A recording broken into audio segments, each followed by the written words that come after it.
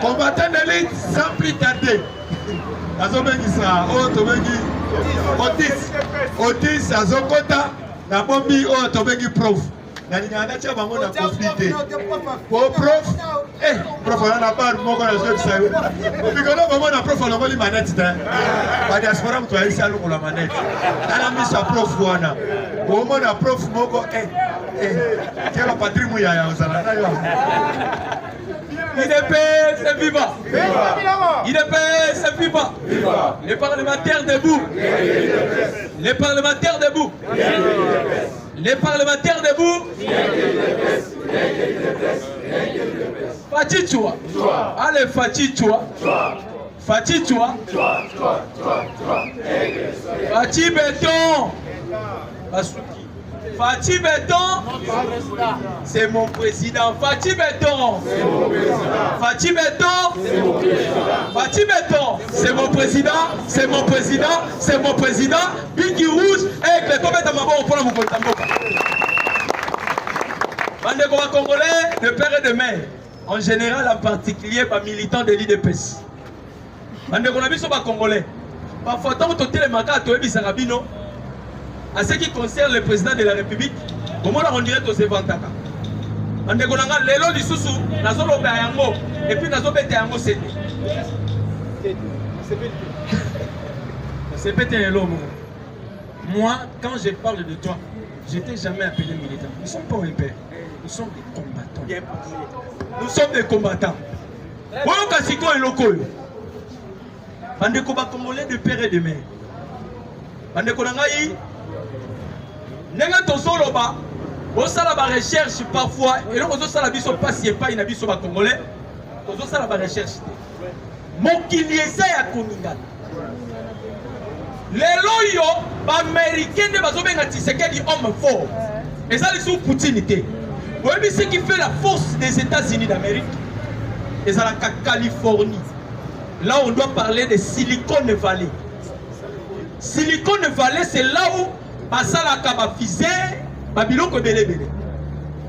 Lelo yo bazobenga na batu na Silicon Valley.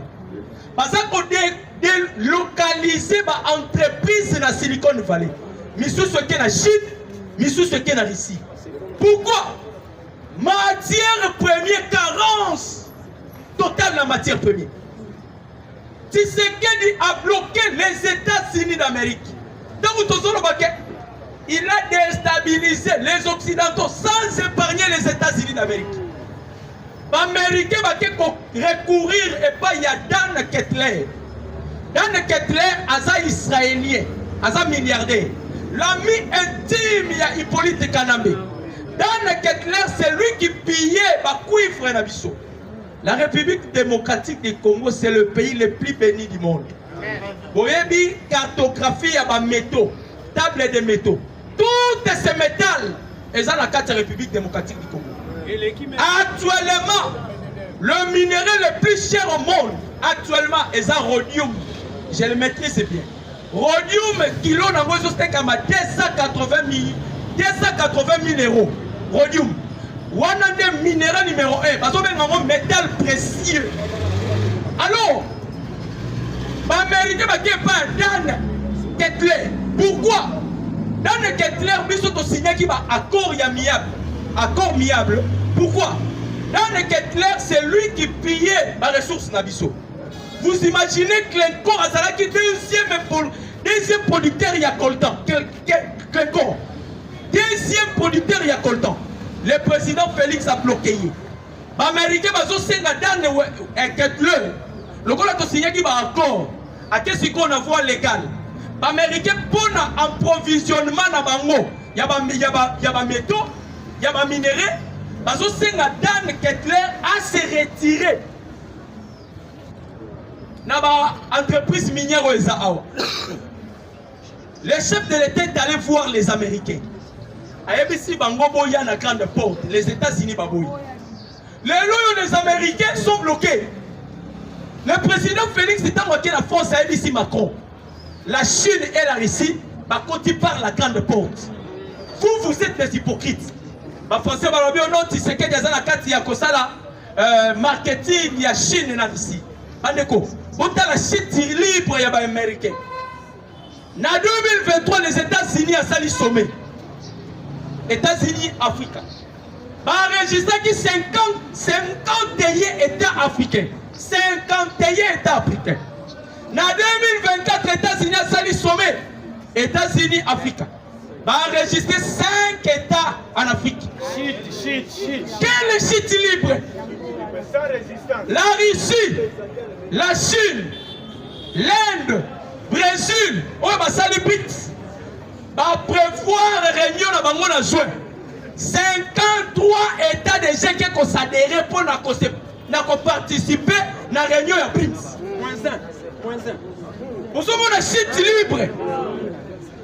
Les États-Unis, le président Félix, c'est une bénédiction pour les peuples congolais. Alléluia!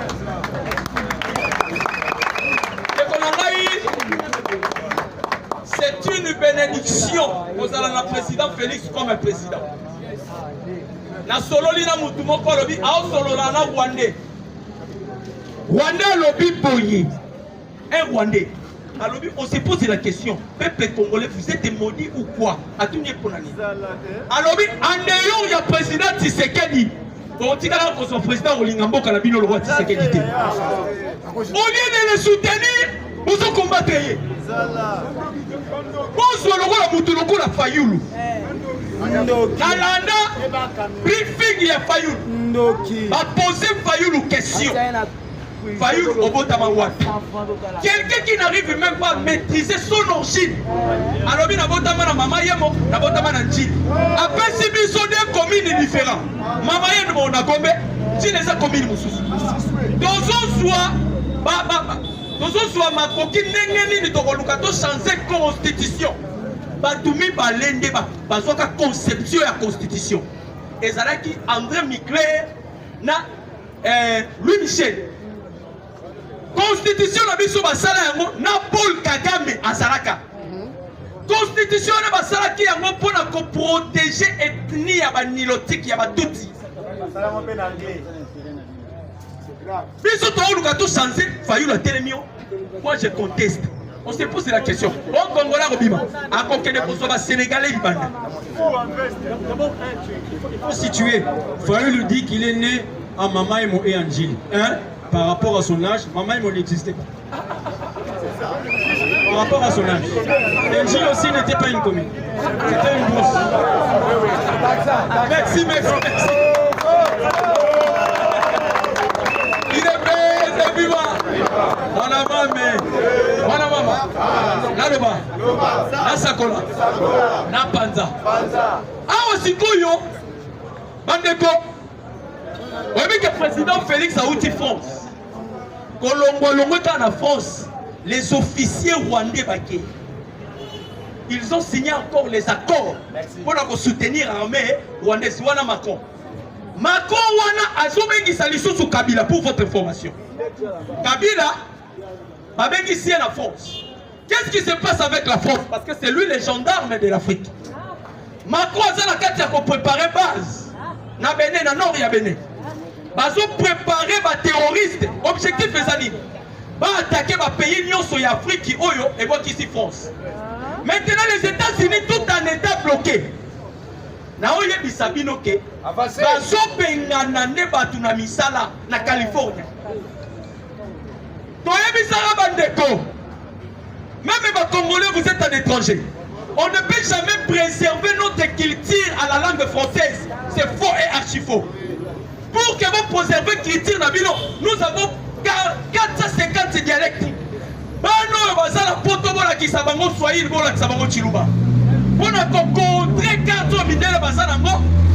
la disparition de Babantou. Parce que les États-Unis, les Africains, surtout la République démocratique du Congo, nous ont mérité RDCD. Mais dans la conception de Bango, Dieu a suscité un fils de la promesse. Dieu a suscité quelqu'un où il y a eu pour bouleverser ma calcul. C'est le président Félix. Homme fort. Les lois y en a monde. En tout cas, Frank Diongo a prophétisé ka. To minimiser makambo. Diongo lelaka lobi Tshisekedi azamabe le père. RS mémoire. À la question politique, à la diplomatie, à Bombeli Mona. Sur le plan diplomatique, aucun président au monde il peut faire face à Félix Tshisekedi. Vous voyez que Kagame n'est pas bandit diplomatie. À quel déjà dans 3 pays. Kagame a relié Sénégal, na Guinée. Pourquoi? Afrique, nous avons plusieurs organisations. Nous avons la CEDEAO, nous avons la EAC, nous avons l'Union africaine. Tous à la SADC, tous à la OUMA, Union des Maghreb arabes. Alors, Kagame, fille Makambo et Soya, Yemoko Ebissé de Bamindele que Tshisekedi a séduit l'Afrique, tous les présidents africains. Mais Alina ça la diplomatie, or que le président Félix, soit qui déjà à l'avance, Tshisekedi a su OUMA, Union des Maghreb arabes, tous à la poche. SADC, tous à la poche. CDAO, tout ça dans la poche. Les voyez, je suis en effectuer là-bas Togo. Et ça là qui n'a objectivité. Ma belle amie sur ma Congolais. Et ça pour tout ma bête. Politique au Tshisekedi à Zomé, mais ça tellement moulaï. Et Tshisekedi au Moulou Bérez ce moment. Abanaï Kolomabo. Ceux qui ont la salle et l'eau, c'est après 6 mois de Royebango. Mais ceux qui ont ça, sont Bamboula Namboula. Et donc, le président Félix a dit ça, même Bisso n'a IDP, ce sont les créatandements à Bisso. Nous devons donner confiance à notre commandant suprême. Toi, Misso Alibanda, déjà, c'est lui. Nous avons réuni la pyramide. Nous avons réuni la pyramide. Ce qui faisait la force de l'Afrique, c'est la pyramide. Pyramide, déjà, le symbole, il y a unité. La pyramide pour régner. Comprendre le magnétisme dans le bango. Mouton soit Kosongi sa pyramide, c'est le président Félix.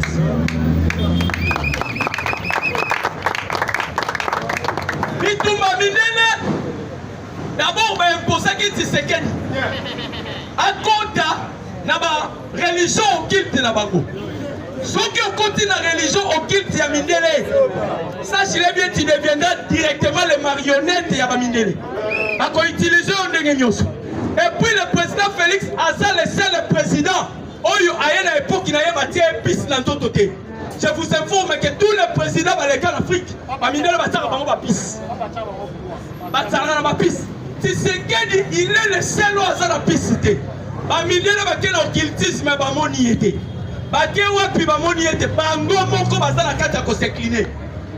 à ce qui concerne le coup d'État, on l'a pas joué. Tshisekedi, c'est un dieu mort. Un dieu qui change le masque. Papa, Moutassa la discours à ton karaté. Moutassa la discours à Zobimisa couleur et Ebembe. Vous blaguez avec Tshisekedi. Merci avant ça. Là, il est sur la discours bien comment on a Tshisekedi Bima. Il s'incarne son père. Spiritualité est tellement élevée. Bamindele bazo simba, ils ont simba te. To bloquer Bamindele awa États-Unis carence ya minéré. Bakimi est pas dans nos éclairs. Bakimi est pas à Kenko. Oh, baza bato déjà Tshisekedi awa a dépouillé bango. Tango bon moni pape. Omoni Ambongo azaka ministre de la Vatican pour votre information. Mais papa est ici à Mbongo. Et Sengeli aucun de cause esquissé. C'est quand Tshisekedi pardon. Comme preuve, papa Mbongo accueilli azaki accompagné d'un envoyé spécial à pape. Nyonso koloba ayoka pape sa réponse. Ayebisi à Mbongo si tu oses tu seras le cardinal humilié au Congo. Mouton Osobunisa, il a le pouvoir le plus élevé. Obunisa yete. Déjà force, alors bien, le président Félix, et ça va caractère. Ministre du Vatican.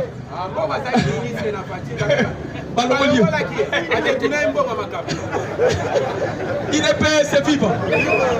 Problème, le président Félix a un lot comment il a dépouillé. C'est-à-dire, lorsqu'il vous approche, à dépouiller. Si vous poussez les premiers, à dépouiller. Il y a un moment où il y a un père et un papa. mais j'ai hérité quelque chose. Où est-ce que papa n'a pas dit que alors, si on a aussi la moutou, maman on a eu au Koiko Kanisapona. Tu sais qu'il connaît mieux Kamé que Bissonio sort. Il y a mis balai. Alors, je me laisse faire quoi? Donc là, on va qui sait pas abattu. Oui, mais le président Félix a dit ça à Bisso. Tant qu'on sera beaucoup dit. Abisso qui a un repère sa conseil, ça, mouton a qu'on soit conseil, ça, Joseph Kabila. Il y a une expérience, n'a qu'on soit conseil et pas naïe. Il y a un émissaire américain que vous êtes un partenaire privilégié d'Abisso. À Kenya, en France, à l'Obipi, nous pouvons avoir parmi partenaires privilégiés. Jean-Pierre Lacroix, deuxième personnalité des Nations Unies, à quelle Nations Unies qui est plaidé pour l'embargo dans RDC, tu sais que David a suivi, non. À quel point américain, vous êtes nos partenaires privilégiés. Le même politique comme Bayanango, il y a une supériorité du colon à Bango. Pourquoi? Il incarne un esprit supérieur. Tous les Congolais, nous avons cet esprit supérieur. Parce que nous avons reçu un prophète majeur. Le seul prophète à Koufanto donné à la composé, c'est Simon Kibam. Alléluia! C'est Simon Kibam. Tous les Congolais, nous avons un esprit supérieur. Alors le président Félix a accueilli Bandeko.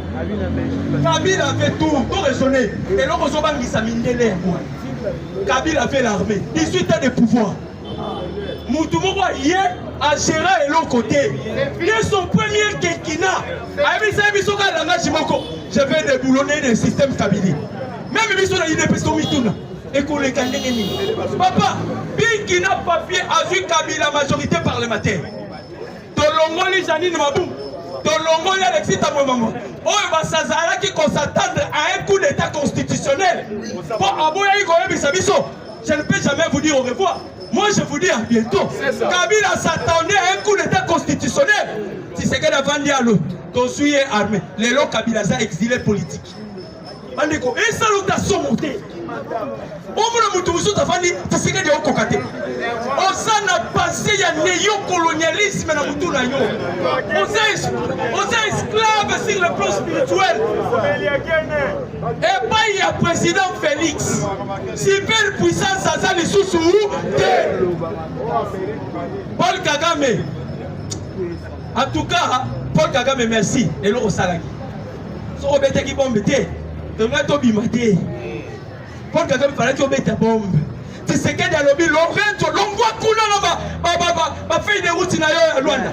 Yo, Willem Ruto, l'on voit la fait des routes à Awa, dans la carte à Kobeta. Dans ça qu'on a pensé, mais et l'on va n'a pas si. Lobby la moni armée jordanienne. Oh, il y a outil mon Oni. Oh, et soutenir Bisso pour la Bitumbo, tout ça. Depuis Tobana Kobuna, Oya Kate. Dans nous Tobaniga qu'on a avancé, on va dire aussi dans la Bitumbo pour bloquer Bisso.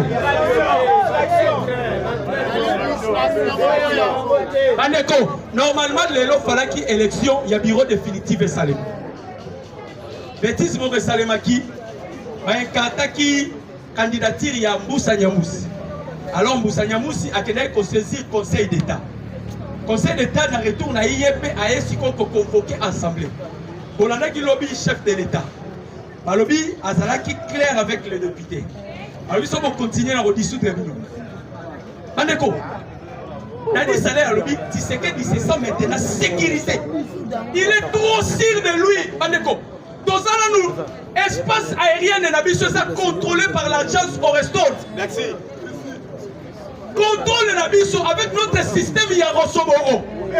Les Américains ont cherché à pénétrer l'arsenal d'armement tout ça là. Tisiko Bazo est battu. Nadi Salaire lobby, la RDC détient maintenant la technologie la plus élevée en Afrique. Cyril Ramaphosa a ici ma président africain. Les loyaux, pays en Afrique, cocaïne à Congo, l'armement est saté. Donc, il y a un minéré, l'axabino. Si c'est qu'il y a un pouvoir avec aucun système, il y a trop. Par contre, on a besoin de minéré. On a besoin de coltan. On peut faire un quantité ligi. Nasuka, pesa biso minuki. Yo, ça a minéré nini. Bandeko. Les seuls pays dans le monde où minéré botamaka. Biso minéré botamaka. On m'a dit que tu as pyrochlore. Tu es là. Et la bimalisous. Parce que minéral, vous imaginez, pyrochlore en Norvège, Na 1826, Pyroclo. Biso toyeba yité. Le Pyroclo, ouais, place des Arana Kishish. Là où se trouve le Pyroclo. Or, le Pyroclo, et ça, l'icolo, il y a coltan. Le Pyroclo, ils ont mis sa minérale dans le cadre niobium. Niobium, il y a un acier dur. Durabilité, c'est 34,7 milliards d'années. Il y a un fusée. C'est-à-dire, Pyroclo, Rwanda, ils ont mis sa niobium. Ils ont même famille. Na rhodium, on a outil quoi, Bisabino. Le lot rhodium, c'est 800 000 euros. 800 millions. Et pendant 800 000 euros. Et le moins de 280 000 est comme 800 000 euros par kilo. Rhodium. C'est le minerai. Il y a l'écolo koleka. Yo lali, on va te Congo, toka Tiezemoni. Papa, les seuls pays, où ils ont la promesse dans la Bible, c'est la RDC. L'Israël au Boyo Kaka, Naebi Sarabino. Ce n'est pas l'Israël là-bas. Le véritable juif, c'est le peuple congolais. Nous subissons maintenant la promesse. Nous sommes dans la promesse. Elohim, il y a dans Isaïe 18. Pays où ils sont coupés par des fleuves. On est dans la salle de recherche. Malobi RDC. Est-ce que ils ont coïncidence au Tony? Ok, il y a acte des apôtres 24:3. On parle de Tshisekedi. Parce que c'est excellence. On a écouté ça, code Yambo Canabiso. 243. Code Yambo Canabiso, même code on a acte des apôtres. On parle du président Félix. Et ça, coïncidence? Non. Tshisekedi, il existait dans la préséance de Dieu. Dans l'éternité de Dieu, il existait Tshisekedi. Je dis, je vous remercie. Alléluia. Il ne fait ce vivant. Combattant, mettez là au combattant.